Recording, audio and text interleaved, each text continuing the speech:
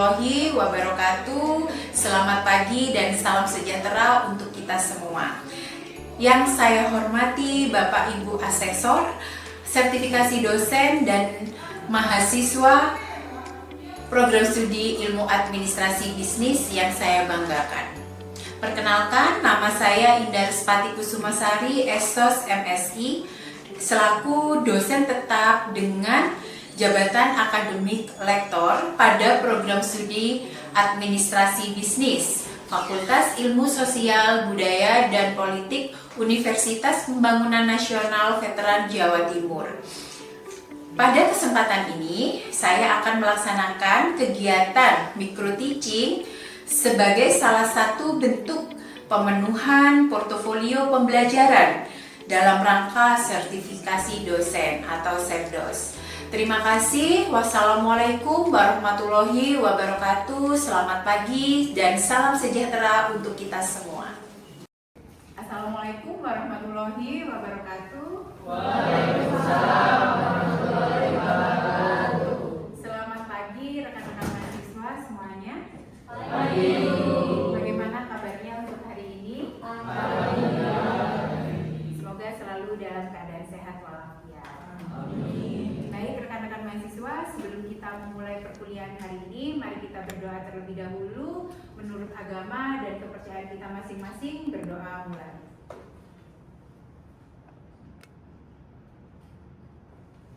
Berdoa dicukupkan. Baik, untuk hari ini ya, Ibu akan melanjutkan materi selanjutnya. Tapi sebelumnya, Ibu akan mereview dulu ya materi seminggu yang lalu ya. Materi yang seminggu yang lalu yaitu terkait branding ya. Kita belajar branding. Masih ingat apa itu branding?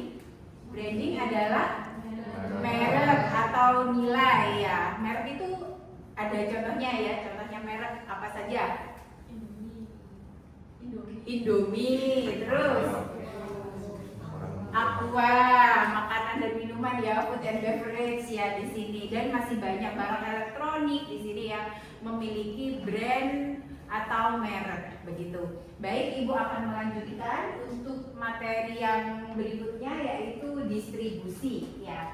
Ada yang pernah mendengar atau membaca dari jurnal, buku ya, apa itu distribusi? Ada yang tahu distribusi?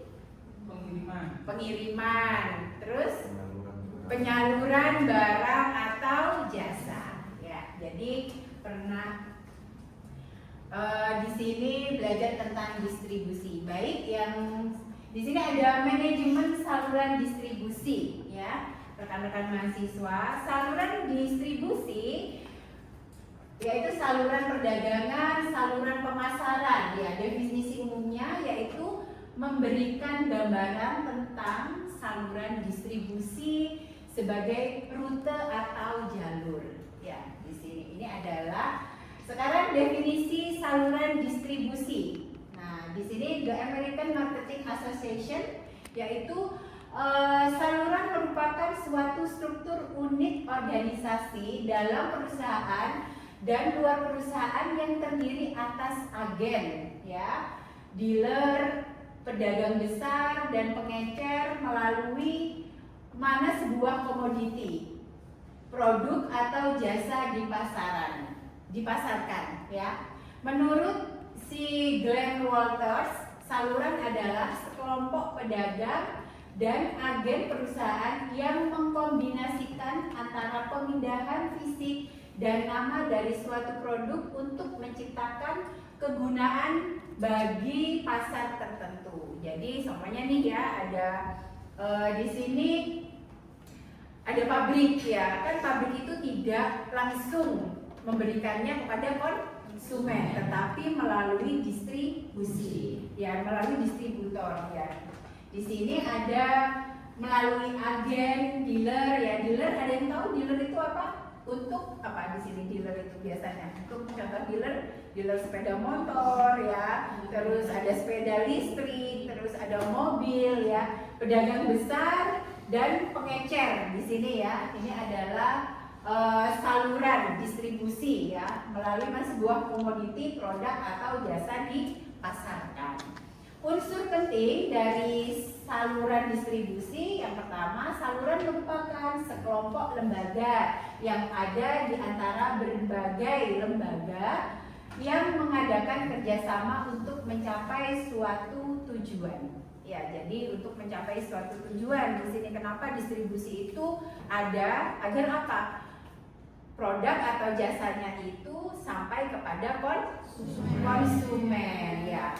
Yang berikutnya unsur penting yang kedua yaitu karena anggota-anggota kelompok terdiri atas beberapa pedagang dan beberapa agen. Maka ada sebagian yang ikut memperoleh nama dan sebagian yang lain tidak. Baik, yang berikutnya unsur penting ya, unsur penting dari distribusi yaitu tujuan dari saluran pemasaran adalah untuk mencapai pasar-pasar tertentu. Jadi pasar merupakan tujuan akhir dari kegiatan saluran. Ya. Yang berikutnya, saluran melaksanakan dua kegiatan penting untuk mencapai tujuan, yaitu mengadakan penggolongan produk dan mendistribusikan. Ya. Jadi ini adalah ada 4 unsur penting dalam pendistribusian. Yang berikutnya, definisi manajemen saluran. Keputusan di mana fungsi-fungsi saluran tidak dapat dilakukan dengan baik tanpa adanya beberapa strategi. Ya, di sini ketika menyalurkan barang atau jasa dibutuhkan namanya strategi.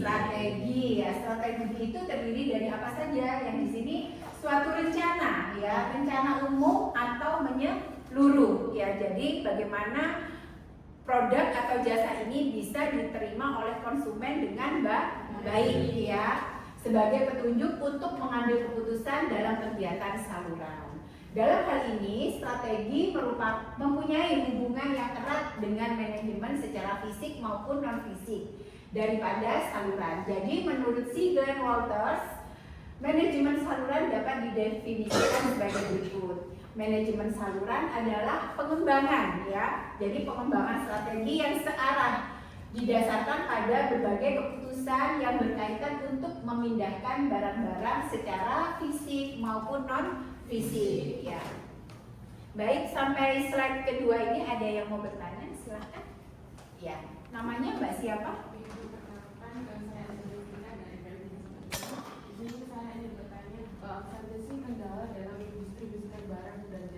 Baik, di sini Mbak Elsa ada pertanyaan ya. Sangat bagus sekali pertanyaannya. Ketika menyalurkan barang atau jasa itu pasti ada kendala. Ya, ketika kita semuanya di sini rekan-rekan mahasiswa nih ya beli di di e-commerce ya. Yang sering dipakai adalah e-commerce apa? Shopee. Siapa yang tidak mengenal Shopee ya? Pasti di sini rekan-rekan mahasiswa kan itu barang tidak langsung dari pabrik ya. Di sini ada toko ya, ada agen-agennya, distributornya. Kita belanja melalui Shopee ya. Kadang kita itu ketika membeli produk di Shopee ya, contohnya di sini pakai Shopee ya. Ini ada kendala dalam mendapatkan barang ya. Salah satunya kendala ya kita dalam mendistribusikan barang adalah di sini adalah apa? Ekspedisi ya. Salah satu di sini adalah ekspedisi ya. Biasanya rekan-rekan mahasiswa ya di sini atau pembeli ya. Di sini harus smart buyer ya. Jadi smart buyer kenapa? Harus dilihat distribusinya pakai apa nih, ekspedisinya begitu ya. Mana yang lebih cepat ya, kan di situ ada banyak option ya Mbak Elsa ya. Jadi nanti jadi harus jadi smart buyer, mana nih yang sekiranya bisa saya terima dengan cepat, tidak terlalu menunggu lama agar produknya bisa sampai di tangan konsumen dan digunakan gitu ya. Karena kan barang itu dibeli untuk dihabiskan nilai-nilai yang ada pada barang tersebut begitu. Jadi yang pertama biasanya kendalanya di ekspedisi begitu ya. Kalau cepat pendistribusiannya maka akan cepat juga bisa diterima oleh konsumen begitu. Selain itu, selain ekspedisi, biasanya kerusakan ya. Nah, kerusakan di dalam ini apa namanya barang ya. Di sini ketika makanan kayak makanan ya, jadi harus mengirimnya secara instan, nanti basi ya. Kalau tidak segera nyampe ke konsumen, itu kan pendistribusian ya, penyalurkan. Kalau semuanya ingin membeli, oh ini dilihat dulu tanggal berapa expirednya, nanti terlalu lama dalam pengiriman ini juga akan basi ya, expirednya sudah lewat begitu. Jadi di sini harus dilihat juga dari segi ini apa namanya dalam memilih ya, di sini dalam oh ini harus yang cepat sampai begitu ya. Terus dua dulu ya Mbak Elsa, ada lagi yang mau bertanya atau Ibu lanjutkan ke slide berikutnya? Mbak Elsa sudah jelas apa belum? Oh sudah, baik, terima kasih. Sampai di sini ada lagi yang mau bertanya atau saya lanjutkan ke slide berikutnya? Baik. Di sini Ibu lanjutkan ya, alasan penggunaan perantara ya. Perantara pemasaran terbagi menjadi lembaga ya atau perantara agen dan individu atau perantara pedagang. Jadi perantara itu ada dua ya, ada lembaga dan ada individu ya. Yang lembaga di sini ada agen, terus dealer. Nah, itu lembaga. Tetapi kalau individu itu adalah melalui perantara pedagang. Yang menjalankan kegiatan khusus di bidang distribusi, pada umumnya alasan utama dari penggunaan perantara adalah untuk membantu meningkatkan efisiensi distribusi. Jadi semua itu distribusi itu ada untuk apa? Untuk efisiensi ya, agar produknya dari pabrik bisa ini apa namanya bisa diterima oleh konsumen. Jadi konsumen itu tidak langsung ke pabriknya membeli, tetapi melalui distributor ya, melalui adanya distribusi. Berikutnya adalah keuntungan ya penggunaan perantara. Keuntungannya yang pertama adalah menguraikan tugas distributor dalam mencapai konsumen. Yang kedua, membantu menyediakan pengalaman, peralatan dan jasa reparasi transportasi, fasilitas penyimpanan dan sejumlah dana. Sampai dua ini ada yang mau bertanya? Saya lanjutkan ya kalau tidak ada yang bertanya. Yang poin yang ketiga di sini membantu pencarian konsumen ya. Melalui perantara ini bisa apa di sini mencari konsumen, siapa sih yang akan yang akan membeli barang atau jasanya melalui distributor ya. Yang keempat, membantu kegiatan promosi dan penyediaan informasi. Promosi itu apa? Ada yang masih ingat? Promosi, memperkenalkan, terus apa lagi? Memasarkan produk ya. Jadi promosi ya, promosi itu memperkenalkan, mempresentasikan begitu ya. Oh ini ada barang baru begitu ya. Nah ini siapa? Melalui perantara, biasanya melalui perantara yang memperkenalkan kepada siapa? Kepada konsumen. Jadi selain promosi melalui distribusi ini juga strategi agar produk atau brand ya, ini ya, produk yang memiliki brand itu dikenal oleh konsumen. Yang kelima adalah membantu dalam pengepakan dan penyortiran ya, package ya. Biasanya kan di sini yang memackage siapa? Adalah distributor ya, yang mengemas begitu ya, agar lebih rapi ya, tersimpan. Oh ini mana dulu yang barang yang harus sampai kepada konsumen, itu adalah distributor ya. Agar apa? Agar bisa kalau terlalu lama di gudang ya sebagai stok, nanti expirednya ini apa namanya bisa membusuk barang ya. Kalau barangnya itu cepat ini kayak makanan ya, maka kalau makanan itu kan first in first out ya, pernah mendengar first in first out ya. Jadi barang datang harus yang keluar duluan begitu ya, barang datang terus harus keluar duluan. Agar apa? Agar tidak terlalu lama di gudang ya atau di tempat penyimpanan. Ya kalau terlalu lama nanti mengakibatkan barang tersebut menjadi busuk atau berjamur di sini ya. Nah kalau tidak bisa menjaga kelembapan produk atau stok barang di tempat penyimpanan. Baik, yang selanjutnya adalah jenis perantara ya. Tadi sudah Ibu sampaikan ya, ada dua perantara pedagang. Di sini ada pedagang besar atau wholesaler, yang kedua ada pengecer atau retailer. Dan yang perantara agen di sini agen penunjang atau facility agent, yang kedua agen pelengkap atau supplemental agent.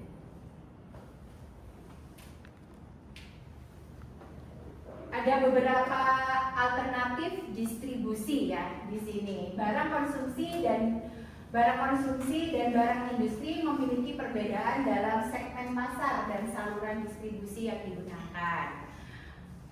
Barang konsumsi ditujukan untuk konsumen akhir ya. Jadi barang konsumsi di sini ditujukan untuk konsumen akhir, sedangkan barang industri untuk keperluan industri ya. Perbedaan ini menuntut penggunaan saluran distribusi yang berbeda. Namun dalam beberapa kasus, satu jenis barang dapat dikategorikan sebagai barang konsumsi dan barang distribusi secara bersamaan. Contohnya tekstil ya. Tekstil itu ada yang tahu apa? Kain ya. Kain. Contohnya tekstil dapat digunakan sebagai bahan baku oleh industri konveksi ya. Konveksi itu usaha ini apa namanya? Menjahit ya, pakaian ya, baju pakaian di sini ya. Dan juga dibeli oleh konsumen rumah tangga untuk keperluan pribadi atau barang konsumsi. Jadi di sini tekstil itu bisa dibeli oleh pabrik ya, nanti diolah kembali oleh industri konveksi ya, jadi baju, dan bisa dibeli oleh rumah tangga untuk keperluan pribadi. Bisa berdiri nanti dijahit sendiri, begitu ya. Sampai di sini ada yang mau bertanya? Silakan. Iya. Kan distribusi itu penting banget ya untuk pasokan konsumen. Nah itu tuh seberapa penting sih Bu distribusi untuk produk dan jasa, kan itu dua hal yang berbeda. Iya, namanya siapa? VV. Baik, terima kasih Mbak VV. Tadi pertanyaannya seberapa penting distribusi ya? Kenapa distribusi itu penting ya? Tadi sudah Ibu jelaskan ada 4 ya di sini.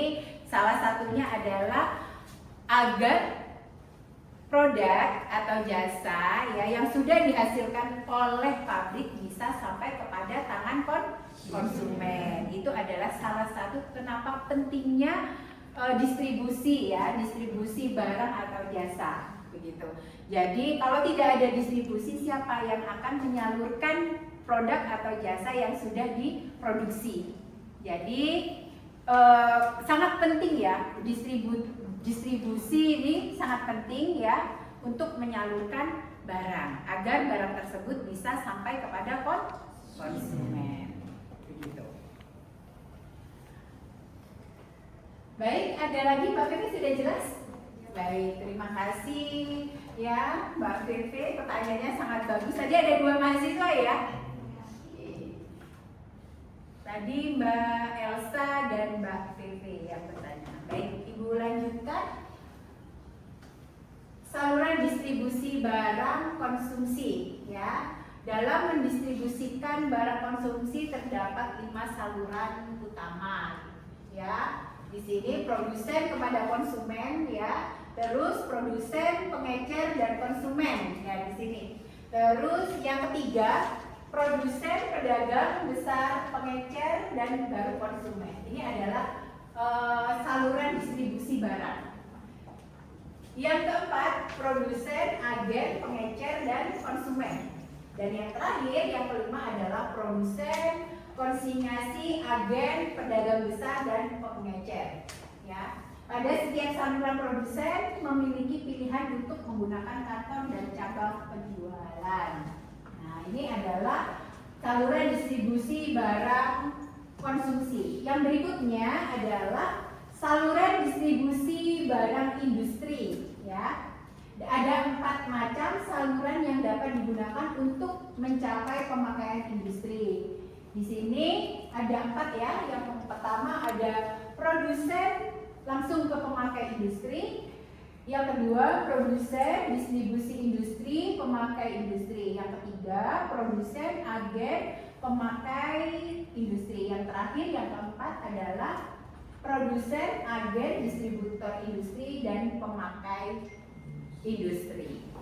Baik, tadi sudah Ibu jelaskan ya terkait distribusi. Ya, kesimpulannya yaitu pemasaran menekankan pentingnya distribusi sebagai salah satu elemen kunci dalam mencapai keberhasilan pemasaran produk atau layanan. Distribusi melibatkan serangkaian keputusan dan efektivitas yang terkait dengan cara produk atau layanan diantar ke konsumen akhir. Ini meliputi strategi saluran distribusi, manajemen rantai pasokan, logistik, serta penempatan produk di pasar yang tepat. Dengan memahami prinsip-prinsip distribusi, pelaku pemasaran dapat mengoptimalkan jangkauan produk, meningkatkan ketersediaan, dan memperkuat posisi merek mereka di pasar.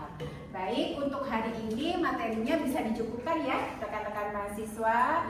Jangan lupa dibaca untuk materi berikutnya ya. Ketemu lagi hari Rabu ya, hari Rabu tanggal 18 Juli ya, 18 Juli 2026. Dipersiapkan, jangan lupa dikerjakan tugas-tugasnya yang ada di e-learning. Baik, itu saja dari Ibu ya. Tetap semangat. Ibu akhiri, wabillahi taufiq wal hidayah. Wassalamualaikum warahmatullahi wabarakatuh. Waalaikumsalam warahmatullahi wabarakatuh.